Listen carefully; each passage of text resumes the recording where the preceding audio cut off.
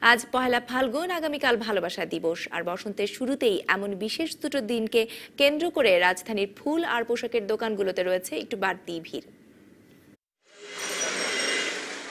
বাঙালির 12 মাসে 13 পার্বণ, ফলে বছর জুড়েই থাকে ফুলের চাহিদা।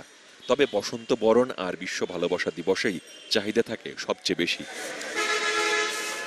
এ দিন দুটি এলেই ফুলের দাম বেড়ে যায় কয়েক গুণ।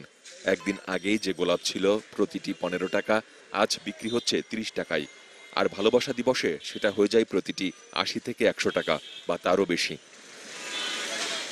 শুধু গোলাপই নয়, অন্য ফুলের ক্ষেত্রেও দাম বেড়ে যায় বেশ কয়েক গুণ। বসন্তের প্রতীকী তো ফুল, এজন্য বসন্তের প্রথম দিন, সেজন্য ফুল কিনতে আসছি। 13 এবং 14 শাহবাগ ফুলের দোকান, অন্যরকম অনুভূতি। আজকে গোলাপ বিক্রি করতেছি আমরা 20 টাকা 25 টাকা পিস। যদি দাম বেশি হয় তাহলে আমরা 30-35 এরকম হবে দেশিটা, আর বিদেশিটা হবে 50-60 এবং 80। আর ভালোবাসা দিবসে তো ওটা বলা যাবে না। সবকিছু মিলেই আসলে দামটা একটু বেশি রাখছে, তারপরও সবাই কিনতে হচ্ছে।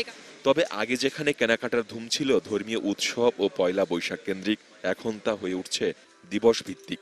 বিপণী বিতানগুলো এখন প্রতিযোগিতায় নেমেছে পোশাকের রং এবং বৈচিত্র্য নিয়ে। মার্কেট ভেদে আছে ভিন্নতা, কোথাও ফাল্গুন, কোথাও আবার আধিপত্য ভালোবাসা দিবসের।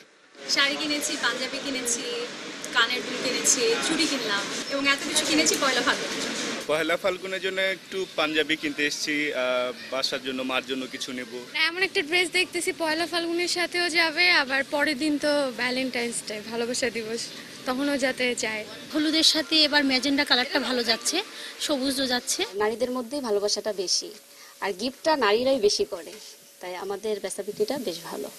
এছাড়া পহেলা ফাল্গুন এবং ভালোবাসা দিবসকে স্মরণীয় করে রাখতে অনেকেই কিনছেন পায়েল, কানের দুল, ব্রেসলেট, এমনকি নেকলেসের মতো উপহারও।